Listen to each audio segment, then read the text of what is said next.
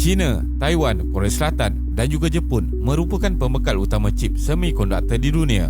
Sektor pembuatan chip semikonduktor di China sudah mencapai 1 bilion setiap hari pada bulan Jun 2021 yang merupakan rekod tertinggi dicatatkan.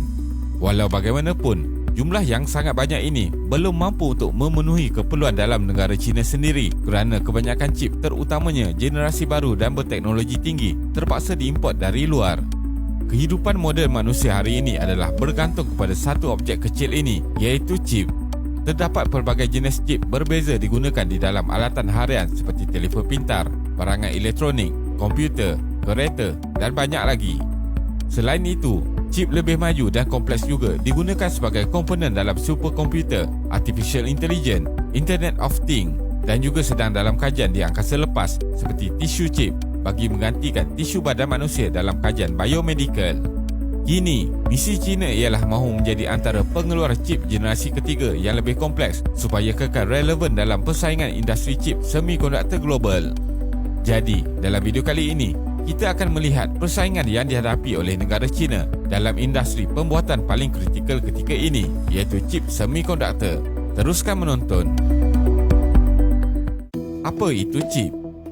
Chip boleh dianggap sebagai otak yang digunakan untuk mengawal fungsi peralatan elektronik. Chip dihasilkan dari bahan semikonduktor seperti silikon atau germanium. Terdapat juga beberapa jenis chip mengikut fungsi berbeza seperti chip memori, micropemproses, chip standard dan chip sistem yang kompleks. Dalam industri chip semikonduktor global, terdapat 3 jenis pengeluar chip berbeza, iaitu pertama, fabless, syarikat yang mereka bentuk chip seperti Apple, Nvidia, Qualcomm dan MediaTek. Kedua, foundries, iaitu syarikat membuat chip seperti TSMC, X-FAB serta UMC. Dan ketiga, integrated device manufacturer, iaitu syarikat yang mereka bentuk dan membuat keseluruhan chip seperti Samsung dan Intel. China dan industri chip semikonduktor. Seperti yang diketahui, China boleh menghasilkan hampir semua barangan atau alatan, tetapi bukan chip semikonduktor generasi baru yang diperlukan dalam pasaran global pada hari ini. Syarikat yang mempunyai kemampuan menghasilkan chip generasi baru dengan saiz yang paling kecil untuk digunakan dalam kebanyakan peranti mudah alih adalah paling kritikal dalam industri ini. Walaupun dengan nilai pelaburan kerajaan China sebanyak 22 bilion US dollar pada tahun 2014 dan tambahan sebanyak 29 bilion US dollar pada 2019, China masih belum menunjukkan kemampuan menjadi pengeluar chip generasi baru. Pada tahun 2020, China membelanjakan sebanyak 350 bilion US dollar untuk membeli chip yang kebanyakannya dari barat dan jumlah yang dibelanjakan ini melebihi perbelanjaan untuk pembelian minyak. China telah lama berusaha keras sejak beberapa dekad yang lalu dengan pelbagai usaha peringkat nasional untuk membina kilang-kilang yang boleh mereka bentuk, seterusnya mengeluarkan chip semikonduktor termaju bagi pasaran sendiri. Akan tetapi, kemampuan termaju penghasilan chip semikonduktor masih dikuasai oleh syarikat Intel dari Amerika Syarikat, Samsung dari Korea dan TSMC dari Taiwan. Pasaran global industri chip semikonduktor. Pada tahun 2020, keuntungan pasaran global bagi industri chip semikonduktor ialah 466.24 bilion US dollar, iaitu meningkat dari tahun sebelumnya yang dicatat sebanyak 422.34 bilion US dollar. Pasaran global juga berkembang secara stabil untuk beberapa tahun yang lepas. Pada tahun 2020, Intel menjadi syarikat pembuatan utama dengan jualan 72.76 bilion US dollar di hadapan Samsung dengan jualan sebanyak 57.73 bilion US dollar. Apple kekal sebagai pembeli chip terbesar di hadapan Samsung kerana peningkatan produknya seperti komputer Mac, Apple Watch dan iPad. Pada Ogos 2020, saham Apple meningkat walaupun terpaksa menutup banyak kedai mereka di musim pandemik COVID-19 serta krisis dagangan antara China dan Amerika Syarikat. Manakala Samsung adalah satu syarikat yang menjadi pembuat chip memori terbesar di dunia dan dalam masa yang sama, Samsung juga membelanjakan puluhan bilion US dollar bagi membeli chip tahun lepas.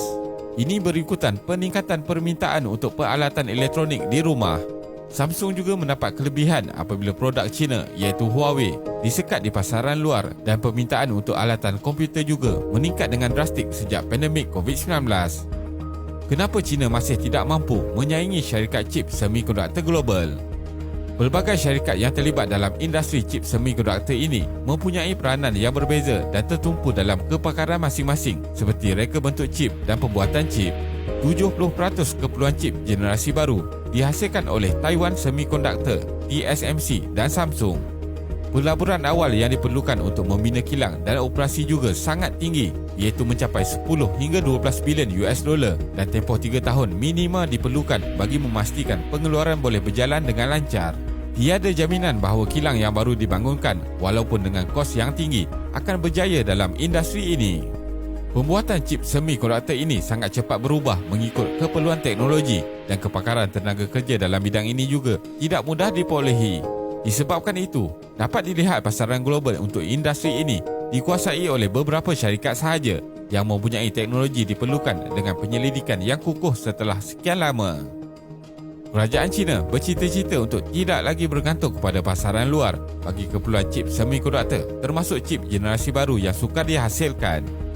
Melalui polisi Made in China 2025, beberapa langkah dibuat kerajaan terutamanya dalam industri chip semikonduktor. Antaranya ialah memenuhi 70% permintaan dalam negara menjelang 2025 serta berjaya menyaingi syarikat terkemuka luar menjelang 2030. Bermula tahun 2021, pelbagai syarikat China yang mula memasuki industri ini seperti Huawei, Xiaomi, Midea dan banyak lagi.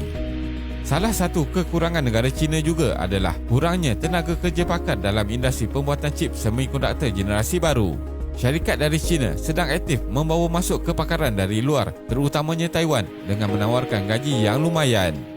Selain itu, kilang-kilang di China menghadapi masalah dalam mengimport peralatan moden terkini untuk digunakan dalam pembuatan chip kerana ianya perlu diimport dari barat. Pihak Amerika Syarikat telah membuat sekatan ekspor barangan dari negara tersebut ke China dan negara Taiwan sendiri juga lebih berpihak kepada Amerika Syarikat dan menghentikan pembuatan chip untuk Huawei pada September 2020. Kesimpulannya, secara realiti, industri pembuatan chip semikonduktor ini adalah saling berkait di peringkat global dari peringkat pemolehan bahan mentah berkualiti, alatan mesin yang canggih, teknologi termaju, kepakaran serta penyelidikan yang semestinya memerlukan kerjasama pelbagai negara demi memenuhi keperluan pengguna. Negara China masih memerlukan negara lain bagi membekalkan alatan berteknologi tinggi serta kekurangan tenaga kerja berpengalaman yang banyak diperlukan dari luar untuk industri ini. Tambahan lagi, sekatan perdagangan dengan beberapa negara maju juga melambatkan China untuk mengejar pembangunan industri pembuatan chip generasi ketiga yang sedang rancak dibangunkan syarikat terkemuka ketika ini. Terima kasih kerana menonton dan jangan lupa subscribe. Jumpa lagi.